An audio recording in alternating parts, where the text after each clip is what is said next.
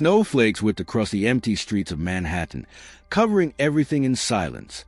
The city lights struggled through the storm, casting blurred halos across the frozen sidewalks. Somewhere, the last bus had vanished into the night, leaving the station deserted. A figure shivered on a metal bench beneath a flimsy canopy. Her coat was thin, barely keeping out the January chill. Her name was Clara Evans, a nurse who had spent the night rushing between hospital wings, saving lives she barely had time to notice herself. She hugged her knees, her blonde hair damp and plastered to her cheeks. She wasn't thinking about herself. She never did. But her hands, red from the cold, refused to stop shaking. She wanted only one thing: make it through the night. Then, headlights pierced the darkness. Tires crunching softly on ice, a black SUV slowed to the curb. In the back seat, a little girl pressed her mittened hands to the glass, eyes wide, brown, filled with curiosity. "Daddy," she whispered, "that lady is freezing." Inside the car, Logan Reed, a millionaire CEO with everything but peace, froze. The image struck him like lightning. Someone out here, alone, in the storm, and helpless in a way he remembered all too well. He stepped out, scarf in hand, soft, dark cashmere, a relic of his late wife, carrying her faint scent of lavender. Without a word, he crossed the icy street and draped it around Clara's shoulders. Her body stiffened, but the warmth seeped in almost immediately. Logan said nothing, only gestured toward the SUV. She hesitated. Pride had kept her frozen in place for hours, but then she saw the little girl's eyes, watching her, hoping. Something in her broke. Slowly, carefully, Clara rose, her legs stiff, her breath shaky, but she moved toward him. The Suvs heater was a small comfort, the faint smell of cocoa and leather filling the air. The little girl smiled shyly. Clara returned it with a small nod, a fragile smile that felt like the first spark of hope in months. The SUV moved forward, crunching through fresh snow. Outside, the storm raged, but inside, a small bubble of warmth began to form. Logan glanced in the rearview mirror. The girl was clutching her teddy bear, eyes wide with anticipation, a silent question forming in her small face. Can she stay? Clara didn't know yet.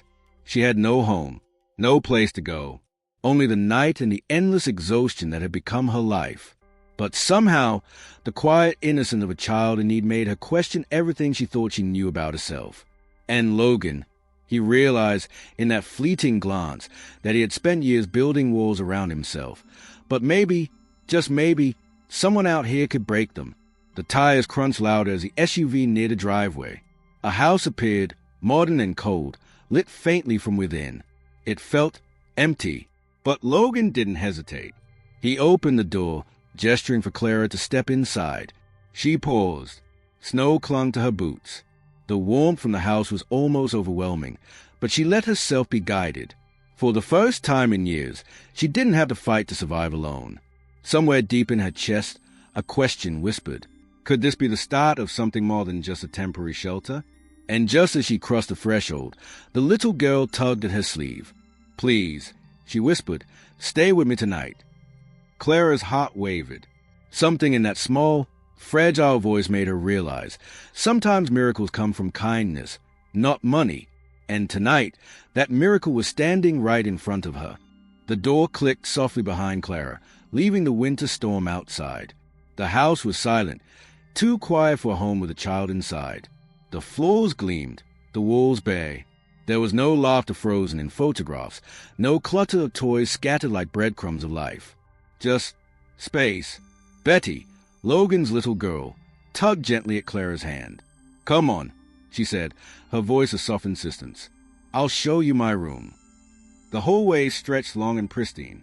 Clara followed, her steps careful, mindful of the expensive hardwood. She tried not to imagine how lonely this house must have felt before she arrived, how cold it must have been for a little girl to grow up without the warmth of everyday chaos. Betty's room was a soft refuge. Pale pinks and gentle grays softened the harsh lines of the house. Stuffed animals lined the bed. Bookshelves overflowed with stories of adventure and courage. A single lamp cast a golden glow, spilling warmth into the corners.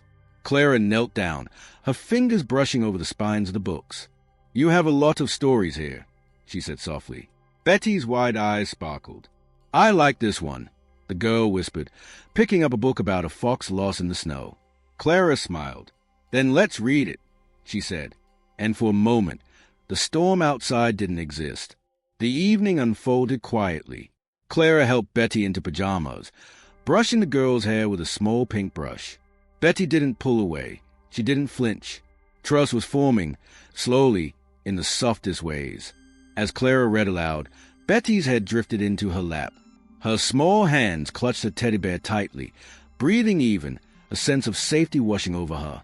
From the hallway, Logan watched, unseen, his arms folded, heart catching at the sight. It was the first time in months he had seen her so calm, so alive. Clara's voice was rhythmic, gentle, filled with life and warmth. No pity, no obligation, just care. Something unspoken passed between them. Something fragile, tentative, yet undeniable. Logan stepped back, leaning against the wall. Could this be the beginning of what he had lost years ago? Could this stranger, this nurse who had wandered into a stormy night, really change everything for him and his daughter? The fire crackled softly in the background. Clara closed the book and glanced up.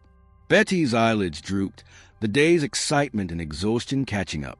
Clara tucked her into bed, smoothing the blanket over the little frame. "Good night, sweet one," she whispered. Betty's small hand found Clara's and held it. "Will you read tomorrow too?" Clara nodded, warmth pooling in her chest. "I will," she promised. Later, in the guest room, Clara sank into the chair beside the small electric fireplace. The mug of cocoa Logan had left still steamed in her hands. The rich aroma, the gentle heat, it was more than comfort. It was the first sign of belonging she had felt in years. Outside, the wind howled against the windows, but inside, the house seemed to breathe. And Clara realized something she hadn't allowed herself to think. Maybe tonight was just the beginning. For Logan, watching from the doorway, the night held a quiet revelation. Sometimes, opening your heart didn't require grand gestures. Sometimes, it began with simply letting someone in. And tonight, someone had come into his life. Someone who might stay. The next morning, New York awoke under a fragile layer of snow, each flake catching the weak sunlight like tiny sparks of hope. Clara moved quietly through the house, careful not to wake anyone. The kitchen smelled faintly of the cocoa from last night, and steam curled from the coffee she brewed. Betty's small footsteps padded into the kitchen, still half asleep, hair messy from sleep. Clara knelt to help her with her shoes, tying the laces carefully. "See? Bunny ears," she said, smiling. Betty giggled, and that sound, light, pure, made Clara's chest ache in the best way. From the doorway, Logan watched silently, his coffee untouched, his heart beating a little faster than usual. This wasn't just about a stranger showing kindness. Clara had a way of being present, fully and gently, in a way he hadn't seen anyone do in years. Breakfast was simple but warm. Scrambled eggs, toast, and fresh fruit. Betty hummed softly as Clara cut the fruit into small pieces. The kitchen felt alive with the soft rhythm of daily life, something Logan realized had been missing for far too long. Clara paused for a moment, looking out the window. Snow still clung to the edges of the roof, and the city seemed muffled under its soft blanket. This storm, she thought, it brought me here for a reason. Betty tugged at her sleeve. "Can we play after breakfast?" Clara smiled. "Of course." After breakfast, the three of them ventured outside. Clara watched as Betty trudged through the snow, cheeks pink and glowing with excitement. Logan couldn't help but laugh at her small antics, tiny footprints, muffled giggles, and snow clinging to mittens. Then, something unexpected happened. A small snowball rolled toward Clara. She instinctively caught it, and before she knew it, Betty launched another. Soon, they were in a full-blown snow fight. Clara and Betty laughing, Logan smiling, feeling the heavy walls of his heart crack a little with each laugh. Snow clung to Clara's coat, her hair damp, but she didn't care. For the first time in months, Logan saw the possibility of a life he had almost forgotten could exist, a life full of warmth, laughter, and the unexpected magic of simple moments. As they collapsed onto the snow, breathless and smiling, Clara noticed something in Logan's eyes, vulnerability, hope, and something he had tried to bury, longing. Betty tugged at Clara's hand again. "Will you stay forever?" she asked, cheeks flushed from the cold and excitement. Clara froze, the question heavier than she expected. She looked at the little girl, then at Logan, who stayed silent, eyes fixed on her. The answer wasn't simple. But in that snowy moment, as wind swirled around them and the city slept beneath the storm, something inside Clara whispered, maybe this was where she belonged. And maybe, just maybe, they all needed each other more than they realized. A car honked in the distance, a reminder of the world beyond this small, warm bubble. But for now, in this moment, the three of them existed only in the joy and fragile promise of snow, laughter, and the beginnings of something new. And Clara knew, the storm that had brought her here hadn't just changed her night. It might just change her life forever. By evening, the snowstorm had softened to a gentle flurry. Inside the house, warm light spilled from every room, wrapping the space in comfort. Clara moved through the kitchen, humming quietly, setting out hot cocoa for Betty while Logan read a newspaper in the living room. Betty tugged at Clara's sleeve. "Can you tell me a story tonight?" Her eyes were wide with anticipation, the kind that melts even the hardest hearts. Clara nodded, smiling. "Of course, little one, but this one will be special." She led Betty to the living room, curling up on the couch with her. Logan lingered near the doorway, watching silently. Something about Clara's calm presence made him feel a sense of peace he hadn't known in years. He realized that he had been waiting for this without even realizing it, a moment where life felt real again, not staged or hurried. Clara began the story, her voice soft but rhythmic, weaving a tale of courage and unexpected friendship, of strangers who became family in the smallest, most profound ways. Betty's eyes grew heavy, but she stayed awake, listening, clinging to Clara's every word. Logan stepped closer, drawn in despite himself. He noticed how naturally Clara handled everything, from comforting Betty to filling the room with warmth. His heart tightened at the thought that he had almost driven past her on that snowy night. When the story ended, Betty yawned and snuggled against Clara. "Good night," she whispered. Clara kissed her forehead and tucked the blanket around her small frame. Logan's gaze softened. "She hasn't been this calm in years," he murmured. Clara turned toward him, sensing the weight in his words. "She's safe here," she said quietly, "and she deserves that. So do you." Logan nodded, words caught in his throat. There was an unspoken understanding forming, a fragile bridge between two people who had both suffered loss, but who might now find hope in each other. As Clara left the room, she noticed the small details of the house, the photographs of Logan's late wife, the toys carefully arranged in the corner, and the quiet tension lingering in the air. It was a home in need of healing, and maybe, just maybe, she could help fill that emptiness. Upstairs, Logan sat beside the window, watching the snowflakes drift past. Clara's presence lingered in the air, a reminder that kindness could arrive in the most unexpected ways. He whispered to himself, maybe this is the start of something we've all been waiting for. And for the first time in a long while, he allowed himself to hope, not just for his daughter, but for the stranger who had walked into their lives and changed everything. Outside, the city lights reflected on the soft snow, twinkling like tiny promises. Inside, warmth and laughter waited for tomorrow, carrying with the fragile, unstoppable power of humanity, the very thing that had brought them together in the first place. Morning sunlight spilled through the tall windows, casting golden streaks across the polished floor. Clara was already up, moving quietly so as not to wake Betty. She brewed coffee and prepared breakfast, humming softly. The aroma of toast and sizzling eggs drifted up the staircase, nudging Logan awake. Betty bounded down first, her hair neatly tied, her eyes sparkling. "Good morning, Clara," she chirped, racing to the kitchen. Clara smiled, guiding her little hands to set the table. Every small gesture, pouring milk, spreading jam, felt like a thread stitching them closer together, weaving an unspoken bond. Logan entered, rubbing sleep from his eyes. He paused, noticing how natural Clara looked in this space, how effortlessly she brought life to a house that had felt so hollow. "Morning," he said quietly, trying not to disturb the calm energy she radiated. Betty giggled as she poured herself a cup of cocoa. "Clara made it just for me." She held the mug carefully, savoring the warmth. Clara winked. "Only the best for my little friend." The morning flowed like a quiet dance. Laughter, small accidents, gentle corrections.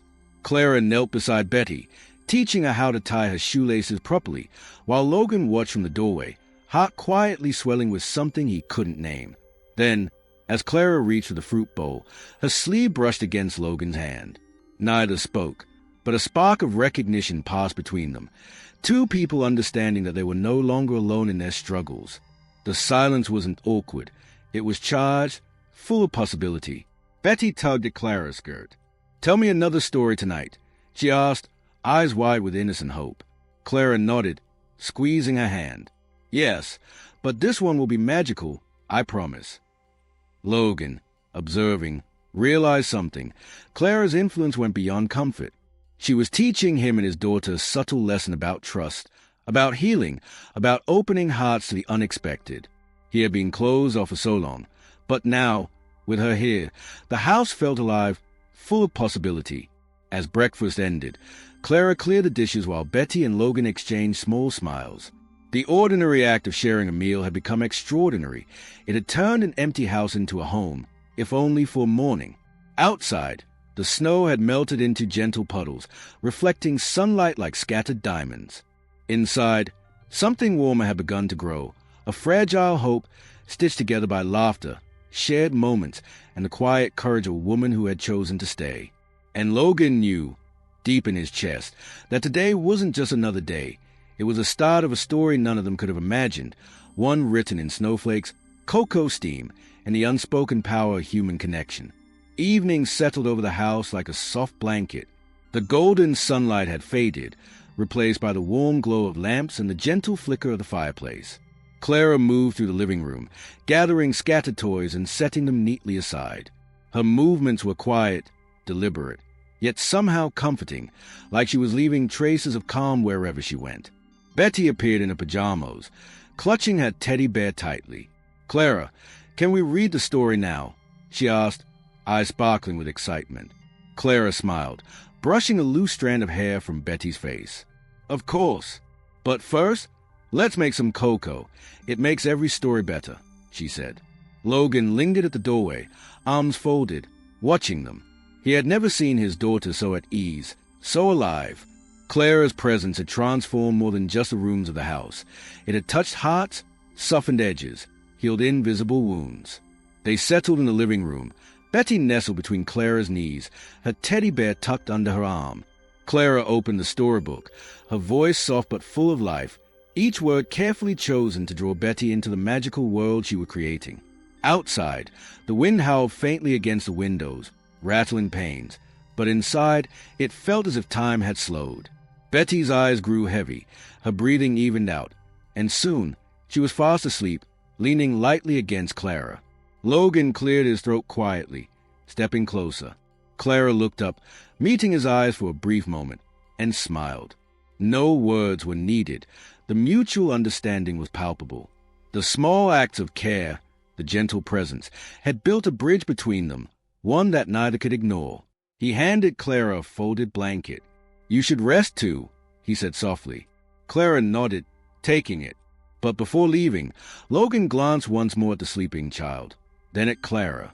Something unspoken passed between them, a silent acknowledgement that the life they were forging together was fragile, yet real. For the first time in years, Logan allowed himself a small, tentative hope. Maybe they could all heal, together. Maybe this night wasn't just a pause in the storm, but the beginning of something much bigger, a chance for laughter to fill the empty spaces, for warmth to return where there had been cold, and for hearts to find a home again. Clara finally settled into the guest room, sipping the cocoa Logan had set beside her bed. She let the warmth seep into her hands, letting herself feel something she hadn't allowed in years: safety. Outside, the city lights twinkled faintly through the frosted windows, but inside, the glow came from something far more profound, a quiet, human connection that no wealth or status could ever replace. And for the first time in a long time, Clara didn't think about the past. She didn't think about the storm she had survived. All that mattered was this moment, this warmth, this fragile peace, and the unexpected chance to belong. The next morning, sunlight spilled across the hardwood floors, chasing away the shadows of the night. Clara moved quietly through the kitchen, preparing breakfast with care. The scent of warm toast and fresh fruit filled the air. Betty's giggles echoed from the hallway as she ran to the table. Still in her pajamas, hair slightly messy but radiant with happiness. Logan joined them, coffee in hand, his eyes soft as he watched Clara serve breakfast.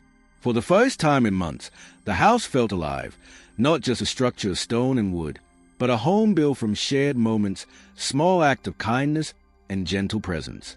As they ate, Betty chatted nonstop about the story from last night, about the fox that got lost in the snow and how it found its way home. Clara listened, smiling at every word, her voice chiming in with encouragement, laughter, and warmth. Logan sat quietly beside them, absorbing the scene, feeling something shift deep inside him, a release from years of silence, a surrender to hope. Later, Logan found Clara in the living room, tidying a few things. He hesitated, then spoke. "Clara, thank you for staying, for being here, for her." She looked up at him, eyes meeting his with a calm certainty. "It's not about thanks. She needs someone, and I needed this too." He nodded, a rare vulnerability softening his usually stern features. "I think maybe we all do." Betty ran in at that moment, hugging Clara tightly. "Can you stay? Forever?" Her voice was small, yet filled with unshakable hope. Clara knelt, embracing her. "For as long as you need me," she whispered.